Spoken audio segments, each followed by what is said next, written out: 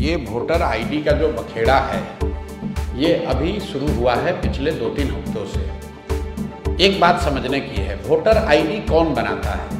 Voter list बनाने की जिम्मेवारी चुनाव आयोग की है, जो एक संवैधानिक संस्था है। वो हमारे आपके या किसी दल के अधीन नहीं है।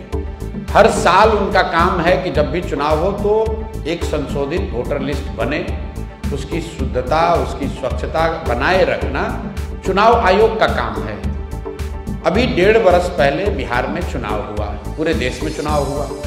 उसी वोटर लिस्ट से देश की पार्लियामेंट का जो सबसे बड़ा सदन है, इस देश का लोकतंत्र का सबसे बड़ा मंदिर है, जिसके जरिए यहाँ के प्रधानमंत्री का चुनाव हुआ है, उसी वोटर लिस्ट से उनका चुनाव हुआ।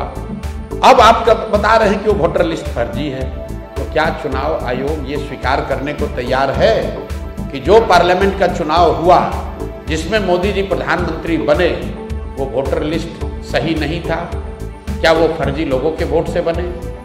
और अगर लोकसभा चुनाव के बाद से फर्जी लोग आ गए, जैसा कि बताया जा रहा है सूत्रों के हवाले से कि नेपाली और बांग्लादेश के बहुत सारे लोग बिहार में वोटर लिस्ट में अपना नाम घुसा लिए हैं या बिहार में आके रह रहे हैं, तो इसका दोष, इसका जवाब भी एनडीए की सरकार को ही देना होगा। क्योंकि लोकसभा चुनाव के बाद बिहार में मोदी जी की और नीतीश जी की ही सरकार है, तो आपने ये कैसे अलाउ किया कि बांग्लादेश से लोग आकर यहाँ रह रहे हैं? आपका प्रशासन क्या कर रहा है? आप अगर नेपाल से लोग आकर बिहार में वोटर लिस्ट में नाम जोड़ रहे हैं, तो बिहार सरकार की पुलिस और प्रशासन क्या कर रहा है? तो भैया किसी भी तरीके से वो आर्ग्यूमेंट देंगे, ये यही साबित होगा कि गलती उनकी है।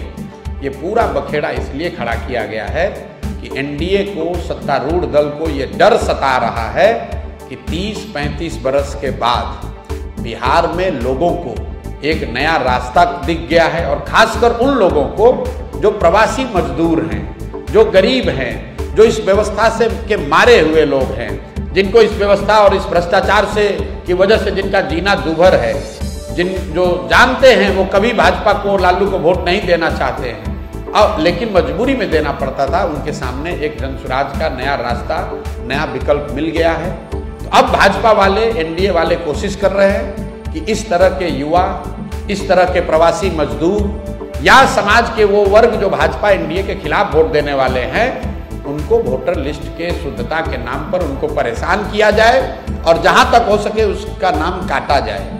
मेरा आपके माध्यम से लोगों से एक अपील है, आप घबराइए नहीं, कोई चुनाव आयोग आपका नाम नहीं काट सकता है। सुप्रीम कोर्ट का जजमेंट है, चुनाव आयोग को नागरिकता जांचने और तय करने का कोई अधिकार नहीं है। आप लोग भी ये समाज को जगाइए, बताइए, चुनाव आयोग को नागरिकता तय करने का अधिकार ही नहीं है।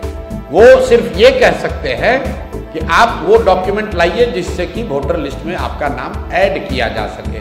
आपका नाम काटना, आपका राशन पानी बंद करना, आपकी सरकारी व्यवस्था से मिलने वाली मदद को बंद करना, ये चुनाव आयोग के अधिकार क्षेत्र के बाहर का बात है। तो थोड़ी परेशानी जरूर हो रही है, लेकिन लोकतंत्र है, इसमें लड़ना ही पड़ेगा।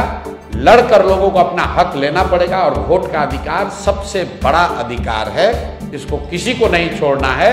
आपके पास अगर कागज नहीं है, लोग आपका नाम काट रहे हैं, आप किसी भी राजनीतिक दल से आपका सरोकार है, जनसुराज अच्छा लगता है तो जनसुराज के पास आइए, दूसरा कोई दल अच्छा लगता है उसके पास जाइए, लेकिन अपना वोट जरूर दीजिए। और देने के लिए जरूरी है कि आप अपना नाम वोटर लिस्ट में अंकित कराइए।